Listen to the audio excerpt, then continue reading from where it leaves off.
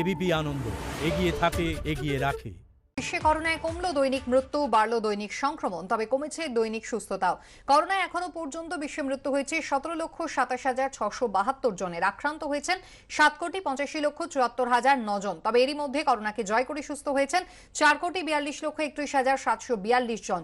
বিশ্বে গত 24 ঘন্টায় করোনায় মৃত্যুর সংখ্যা 13,122। একদিনে সংক্রমিত হয়েছেন 6,57,014 জন। গত 24 ঘন্টায় সুস্থ হয়েছেন 3,01,930 জন। আবার করোনার নতুন স্ট্রেনের হদিশ মিলল। ব্রিটেনের 2 রোগী ওই স্ট্রেনে আক্রান্ত হয়েছেন। গবেষকদের দাবি, নতুন ওই স্ট্রেনের উৎস দক্ষিণ আফ্রিকা। ব্রিটেনের সম্প্রতি যে করোনা স্ট্রেন মিলেছে তার থেকে দক্ষিণ আফ্রিকার স্ট্রেন অনেক বেশি শক্তিশালী। গবেষকদের দাবি, নতুন এই স্ট্রেন সাধারণ নোভেল করোনা ভাইরাসের থেকে আরও দ্রুত সংক্রমণের ক্ষমতা ধরে। অল্প বয়সীদের ক্ষেত্রে নতুন এই স্ট্রেনের বিপদ আরও বেশি। যারা ইতিমধ্যে করোনাকে জয় করে সুস্থ হয়েছেন তারা নতুন স্ট্রেনে আক্রান্ত হতে পারেন। শুধু তাই নয়, এখন যেসব ভ্যাকসিন ব্যবহার করা হচ্ছে তা ওই স্ট্রেনকে খুব একটা কাবু করতে পারেনি বলে গবেষণায় দেখা গিয়েছে। তবে গবেষকরা জানিয়েছেন, দক্ষিণ আফ্রিকার নতুন এই করোনা ভাইরাসের স্ট্রেন নিয়ে গবেষণা চলছে। এর সঙ্গে ব্রিটেনে যে স্ট্রেন মিলেছে তার কি তফাৎ রয়েছে তাও খতিয়ে দেখছেন গবেষকরা। और दीदी, कान खोल कर सुन लो, आज लाखों लोगों की हाजिरी में कहने आया हूं मैं, जब विधानसभा के चुनाव का परिणाम आए, परिणाम देख लेना, इस बार 200 सीटों से ज्यादा सीटों के साथ भारतीय जनता पार्टी की सरकार बनने जा रही है। আমরা তো চ্যালেঞ্জ করে বলছি, বিজেপি আগামী বিধানসভা নির্বাচনে 3 অঙ্কে পৌঁছতে পারবে না, তার মানে 99 ছাড়াতে পারবে। বিধানসভার ভোটযুদ্ধ পুরোপুরি শুরু হবার আগেই ফল কি হবে তার ভবিষ্যৎবাণী নিয়ে শুরু হয়ে গেছে টক্কর। বিজেপি তৃণমূল উভয় দলেরই নেতা নেত্রীরা দাবি করছেন, ভোটের পর অপরপক্ষের কার্যত কোনো অস্তিত্বই থাকবে না। দিনের বেলা আপিল খেলে লোকে স্বপ্ন দেখে, তাদের নেশা হয়। আমি জানি না অমিত শাহ কোন নেশা করেন যে দিবা স্বপ্ন দেখতে শুরু করেছে। অমিত শাহের আমরা জানিয়ে দিতে চাই, এটা বাংলার মাটি, এখানে 200 স্বপ্ন ছেড়ে দিন। আমরা তো চ্যালেঞ্জ করে বলছি, বিজেপি আগামী বিধানসভা নির্বাচনে 3 অঙ্কে পৌঁছতে পারবে না।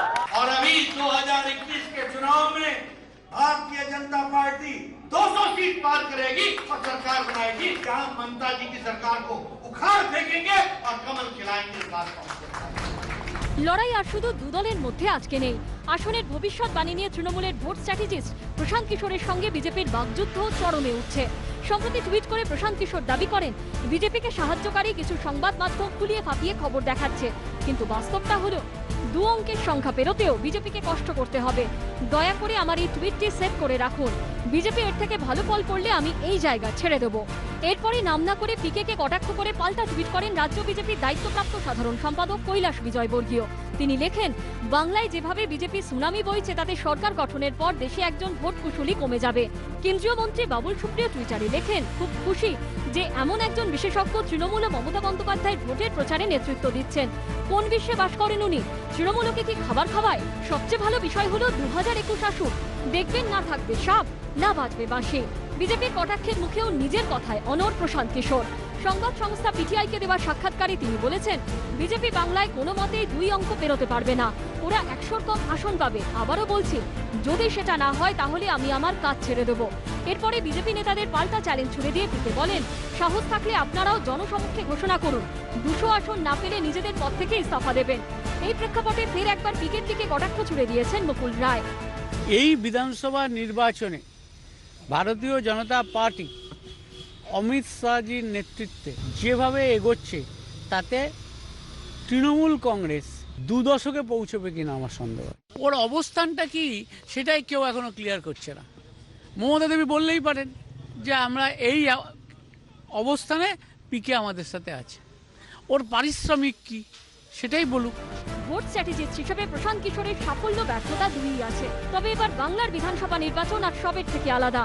তার কাছে কার্যত সম্মানের লড়াই। অর্ণব মুখোপাধ্যায় ও প্রকাশ সিনহার রিপোর্ট, এবিপি আনন্দ। জ্ঞান মনস্তং ব্রহ্ম, সত্য অন্তহীন। সত্যের খোঁজও তাই, সত্য সন্ধানে তাই আমরা অক্লান্ত, অকুতভয়। এবিপি আনন্দ নতুন ভাবনার প্রতীক, যা মনে মুক্ত, তথ্যে যুক্ত এবং যাবতীয় সীমানার বাঁধন থেকে মুক্ত। সীমা না শব্দটির মধ্যে লুকিয়ে আছে মানা শব্দটি, যেন চোখ রাঙানি এক অদৃশ্য বেড়াজাল, যা আটকে রাখে আমাদের এক ছোট্ট গণ্ডির মধ্যে। একমাত্র সঠিক খবরই গড়ে তুলবে এক মুক্ত সমাজ। সেই জগৎ গড়ার লক্ষ্যে কোনো সীমানার ঠুকুটি আমরা মানব না। এবিপি আনন্দ এগিয়ে থাকে, এগিয়ে রাখে।